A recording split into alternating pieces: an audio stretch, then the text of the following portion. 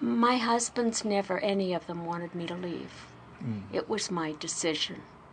And because I think, whether it was consciously or unconsciously from a young age on, I wanted to know who I really was. And I was so tired of being told, you've got to be this, you've got to be that. And I don't call that love, you know. And that hit me even as a little girl, when people would say they loved me or each other, and then they'd fight and say, oh, you stupid person, or things like that. And I go, that's not love. And so I went on my quest from the time I was a young person. Somehow, I don't know the mystery of that. Why was I born questioning everything? And I did. And I'm so glad I did. Because when I got into my 30s and I had my second divorce, we still were friends. You know, I'm a very reasonable person, and I don't blame other people for things. Right. I figure there's something on each side that needs to be learned, but I'm only accountable for my side. And if you haven't got two people accountable at the same time, there's not much you can do to resolve it. Right. It takes two. And I still say that to this day. And so then it was time to be a painter, and then what did I do? I meet that man in that picture, who was an amazing human being. He was Japanese and Chinese, and I got into that whole culture in San Francisco. He was a musician and hung out with George Benson and people like Charlie Parker and all the heavyweights from the jazz era, you know. And he took me into that world and said I would be the next Georgia O'Keeffe, because, and I didn't even know who she was, because here's me at home, you know, just moving through this stuff by myself. And I took one look at her as a person, as a woman, because I'd had nobody that supported me. No one. And I don't cry the blues over that, but it has been very lonely. It has been very sad. We all need to be supported. And I am a great supporter of the individual. If they are willing to do the work, I am right there. Because you can't do somebody else's work for them. But so, you know, the third marriage was because I was so happy to know that somebody on the planet recognized me for the first time of who I really am. And imagine, I was almost 40 before I'd ever had that experience. And so that's what that one was about. Okay. And then this one's really weird, but I was living in San Francisco, to make a long story again short, and I got this sense, because when I was a little girl, I kept looking at pictures of Egypt in geography books. I wasn't interested in any part of geography but Egypt. Who knew why? Anyways, here I am in my 40s, and I say to one of my girlfriends, you know, I think I'm meeting a person from Alexandria, Egypt, in New York on December 20th. Now, I know it sounds weird. That's pretty specific. It's too specific, but it happened. And I had never been to New York, and I was invited back east for Thanksgiving. And they have a late Thanksgiving, so we stayed on, and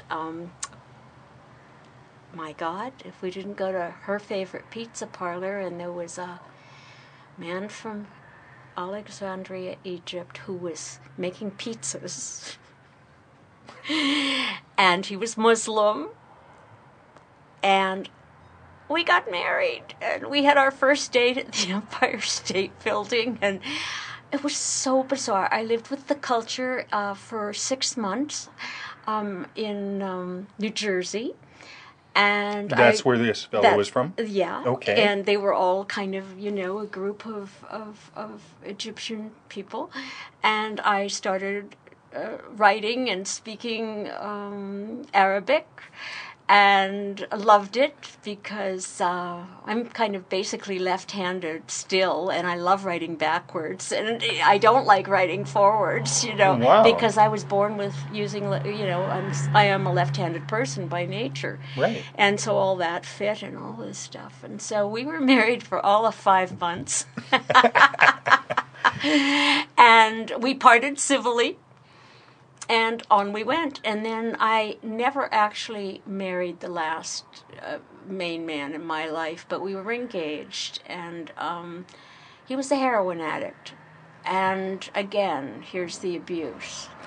But to make a long story short, I've said that too many times, but it's true. He represented my father, my real father.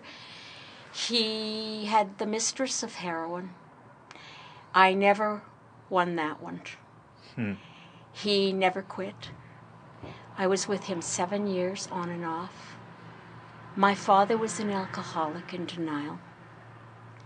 And I got a chance to learn about addiction. I guess. All addictions, because that's heavy.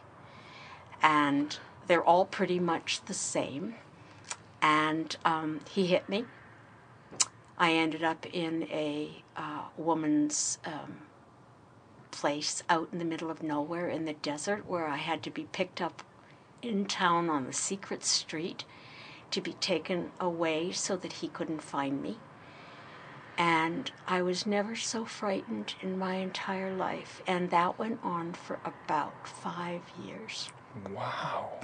And I kept going back. And it was the old way of looking at things when you say you love somebody. And I've come to the conclusion that it's ego that is not the right kind of ego when we think we can fix, help, support somebody.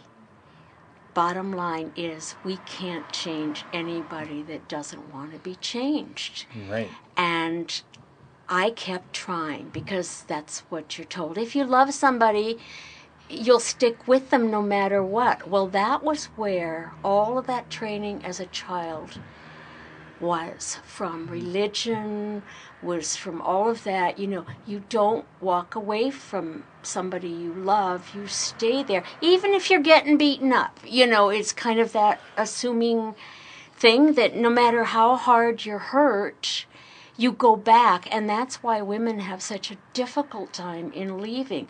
I tried leaving I don't know how many times, only to think, he'll change. Oh, yeah. The standard thing, Right. that one. Well, guess what? He never did. And so I ended up at a place called Esperanza, meaning hope, in New Mexico, way out in the desert. And it was a wonderful experience. We had all been battered women. And had anybody told me my life would have been the way it was and what I had to go through in order to find me, it was so confusing, because we're told, well, love is unconditional. Well, excuse me, I don't think so. I think love is forever. Doesn't mean you stop loving. Mm-hmm. But behavior is conditional. Let's separate the two. Once I could separate them, I never went back. And then I started looking at, what did I love of this person and what did I not? Well, there was 3 things I loved of him. He had a great and brilliant mind. He was talented. And he was real sexy. But there was a list a mile long of what I didn't like about him and that I did not respect him as a being. once I could separate all the components, then I could take some action for my life. And I've never, that dealt with my father finally. Oh. And I have now been happily single for 20 years, almost 20 years. It would be lovely to meet a companion, but I would never do anything the way I did in the past. I would marry, I wouldn't, see, marriage to me isn't about a contract. It's about a contract, not a piece of paper contract. It's about being with each other as long as you're both energizing each other. You're taking good care of each other in not needy ways. I don't need a man to fill my holes. I filled my own. Great. I am a happy person. I am a peaceful person. I am at peace. But until I dealt with all of that, and it took 5 marriages, 5 habits, you know how habits die? Hard. Yes, definitely. But I kept pursuing, and I finally did it, and I've never been happier in my life.